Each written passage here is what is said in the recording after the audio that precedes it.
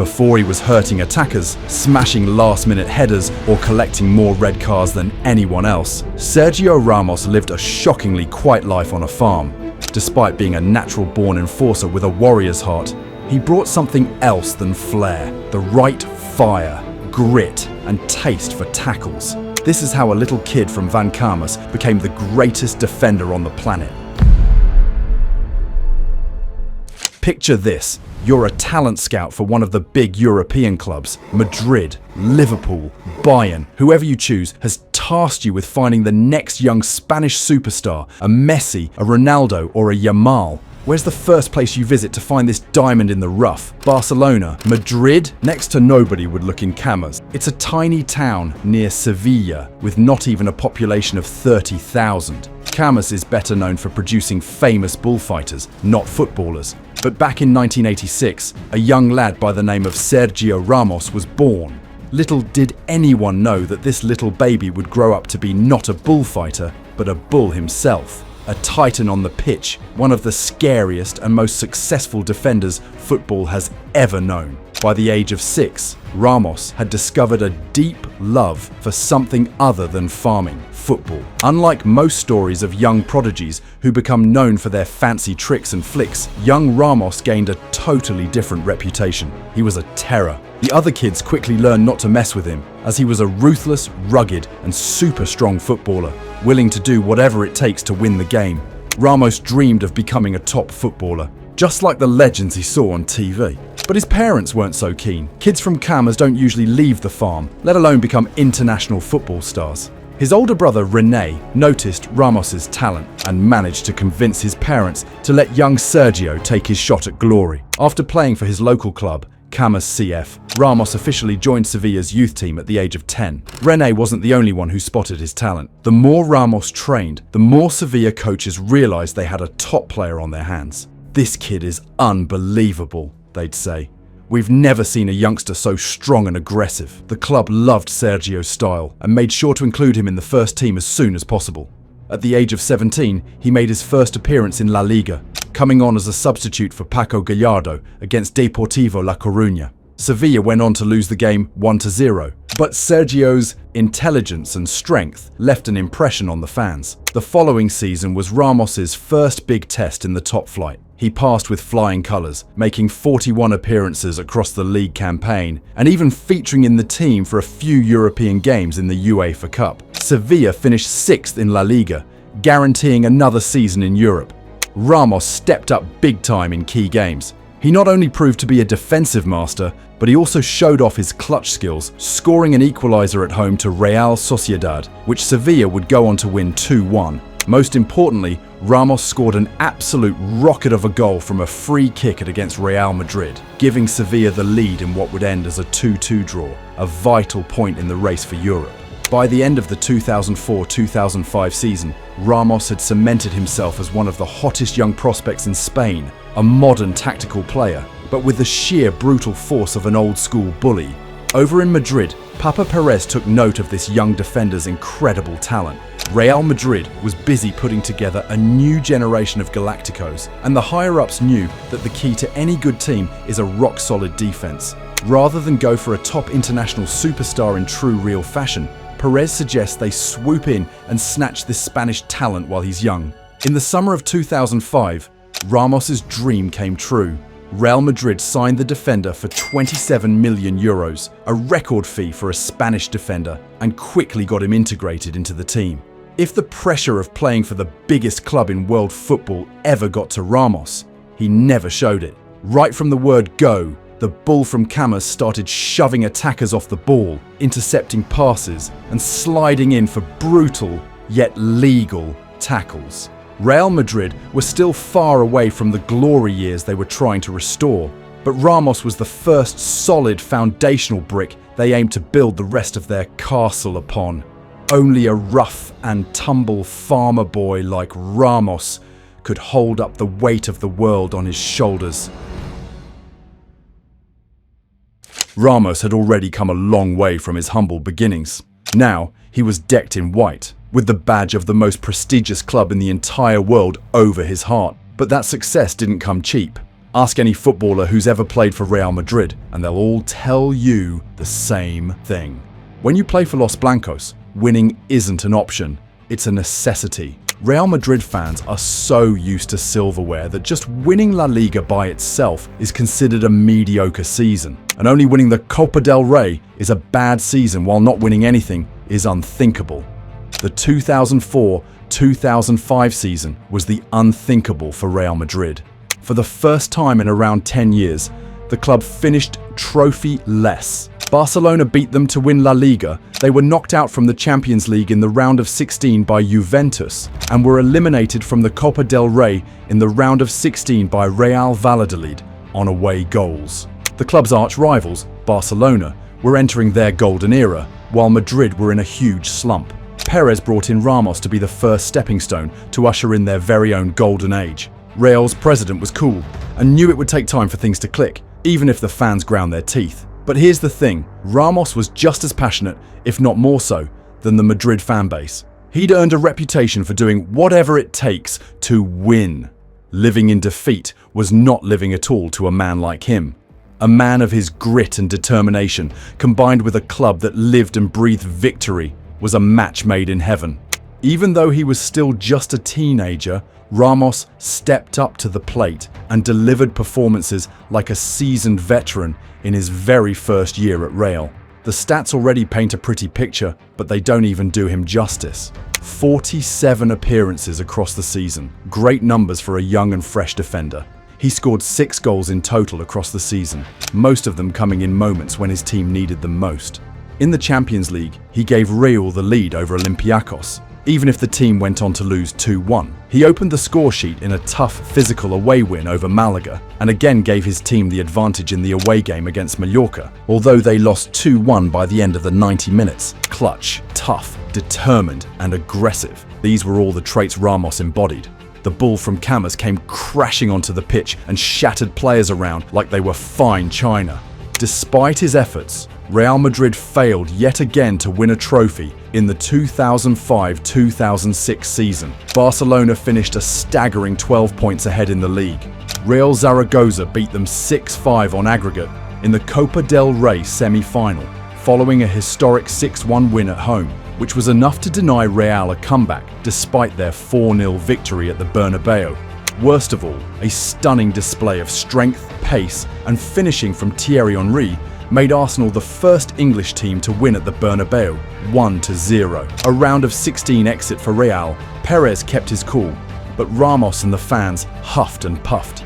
Ramos wanted nothing more than to win his first piece of real silverware. Second best was just another word for loser in his mind. So Ramos dug deep and trained even harder, honing his skills on the pitch and becoming an athletic demon.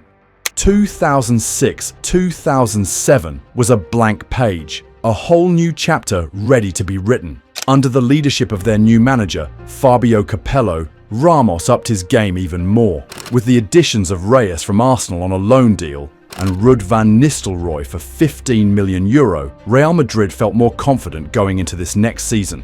Once again, the Bull of Camas showed the world what he was made of, making 47 appearances across the season, occasionally switching back to his traditional right-back role, but primarily offering his defensive solidity as a centre-half. On top of that, Ramos showed up and made the difference when it mattered most. In El Clasico at home, Ramos provided the assist for Raúl to score the opening goal in the first few minutes. He then commanded the defence to keep the ball out of Madrid's net, despite Barca's incredible attacking prowess. With another goal, this time slotted away by Van Nistelrooy, Real Madrid won a huge game 2-0 against Barca, a real statement victory for Ramos and the club as a whole.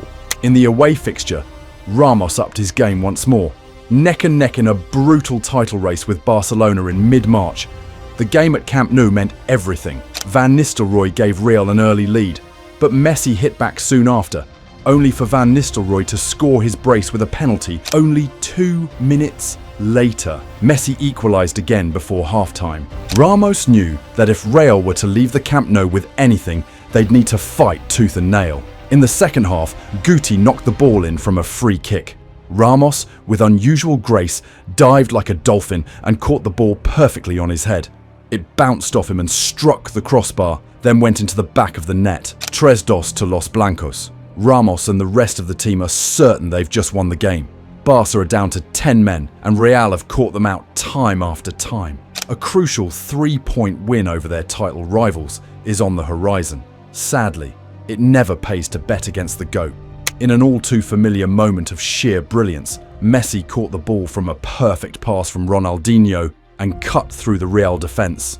Ramos slid in, but not even he could stop the perfect finish that followed. An extra-time hat-trick ceiling dagger earned Barcelona a point, denying Real 2 in a 3-3 draw. The fight for the title continued. Every goal mattered, and once again, Ramos pulled through, scoring a vital header against Valencia to secure 3 points in a tough game at the Bernabeu. Then, he scored the opener in the very next game, a 4-1 win over Bilbao. In the third-to-last game, Ramos once again gave Real the lead in a crucial 3-1 win over Deportivo La Coruña. These clutch moments proved vital. By the end of the season, Real and Barcelona ended up on an equal tally of 76 points each. Barcelona had a significantly higher goal difference, but it was the head-to-head results that ultimately determined the winner. With a 2-0 victory and a 3-3 draw, Real were crowned champions of La Liga.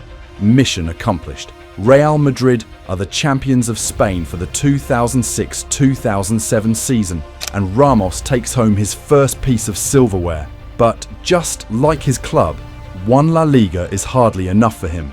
Ramos knows he can become one of the very best defenders of all time. In the summer of 2007, Real Madrid signed a player who would make even the hardest, toughest players quake in their boots. A player who the likes of Roy Keane and Patrick Vieira must have been proud of. Kepler Lavaran de Lima Ferreira, also known as Pepe. If Ramos was the bull from Camus, Pepe was the mad dog from Maceo. It didn't matter how fast you were, how strong you were, or how well you struck the ball. When these two partnered up, they made attackers wish they'd never started playing the game. With Ramos switching between his fullback role and partnering up with Pepe in the middle, Real's defensive solidity became the stuff of legends. Pepe might have been a mad dog, but best believe Ramos didn't shy away from showing off his horns now and then too. The bull didn't always get away with his nasty tackles, and ended up receiving a crazy 3 red cards throughout the 2007-2008 season. Double yellows, sure, but still, this was a man not afraid to get his hands dirty. Ramos never lost his tactical mind either. He commanded the defensive line like a general, able to slip in and out of position to deny attacks before they even happened. Now an integral part of this reborn Real Madrid team, Ramos felt more confident than ever, and this renewed energy paid off big time on the pitch. In 2008, Ramos received a call-up from Spain to join a national team that would go down in history as the stuff of legends. Ramos stood shoulder to shoulder with them. There was no real contest at the time. Spain dominated the years between 2008 to 2012. Ramos helped his country become European champions in 2008, then champions of the entire world in South Africa 2 years later, then defended Spain's European crown again in 2012. 3 international trophies, 2 continentals, and a World Cup is just outrageous. But back in Madrid, the results weren't quite there just yet. Sure, Real won La Liga again in 2008-2009, a Copa del Rey in 2011, and another league title in 2011-2012. Their performances in the Champions League, Real Madrid's bread and butter, were seriously poor. Ramos looked at his trophy cabinet filling every season, but knew it meant nothing if he didn't have the most coveted trophy in club football in his collection. By the 2013-2014 season, Real Madrid finally had some firepower up top to match their defensive foundations. The legendary BBC trio began terrorising Europe, ripping the likes of Schalke apart 9-2 on aggregate in the Champions League round of 16. They put 3 past Borussia Dortmund at home with ease, although Dortmund did fight back in the second leg to make it a nervy 3-2 win on aggregate for Los Blancos. Ramos hadn't been made captain of the side at this point, but he showed just how much of an influence he had both on the pitch and in the dressing room. After the 2-0 loss away to Dortmund, he was furious. Yes, Real were through to the semis, but he didn't accept such defensive slacking. "Against Bayern, we won't concede a single goal," he promised. A tall order, all things considered. Ramos's leadership bled through to the rest of the team. In the home leg against Bayern, Real won 1-0 thanks to a Benzema goal. Not bad, but not exactly a rock-solid lead going to Munich. Could Ramos keep his team in shape and not concede away from home? The answer came quickly enough. Not only did Ramos work his socks off to keep a clean sheet, he scored 2 rocket headers in the first 20 minutes to give Real a secure lead in what would be a legendary 4-0 victory. He slid on his knees and cupped his ears to the Bayern fans. From the fields of Carmus, Ramos would soon be playing in the Champions League final. Lisbon 2014, real battle against their noisy neighbours Atletico for European glory. Try to imagine you're in a Champions League final. You've worked so hard to get your team to this point, beating some of Europe's top teams, now fighting tooth and nail against your local rivals in a fierce derby. Glory is on the horizon, but you're 1-0 down. No matter what your superstar trio up top do, they just can't break through the opponent's defence. Seeing the final minutes tick away, hearing the roar of the crowd and the crying of your fans, everyone on the planet, everyone throughout human history would give in at that point. Everyone except for one man, one titan, one beast. While the rest of his team panicked, Ramos put his head down and proved himself worthy of a captain's medal, let alone an armband. From a corner kick taken in the 93rd minute, he leapt into the air and struck the ball with his head like a raging bull. It sailed perfectly into the corner of the goal. This surge of unmatched energy gave the team a massive boost. In extra time, the attack rallied to Ramos's side and put Atletico to the sword. 4-1, job done. Finally, Ramos had his European Cup. He was now an undisputed Real legend and, by far, one of the best defenders in the world. But he wasn't done yet. While the other legends of the club came and went, Ramos remained a rock-solid mainstay for Real, taking on the captain's armband. 2 years after his miracle in Lisbon, he led Real Madrid to a stunning 3-peat in the Champions League, winning 3 consecutive titles from 2016 to 2018. As always, Ramos remained the clutch goal-scoring, short-tempered, red card collecting beast the fans knew and loved.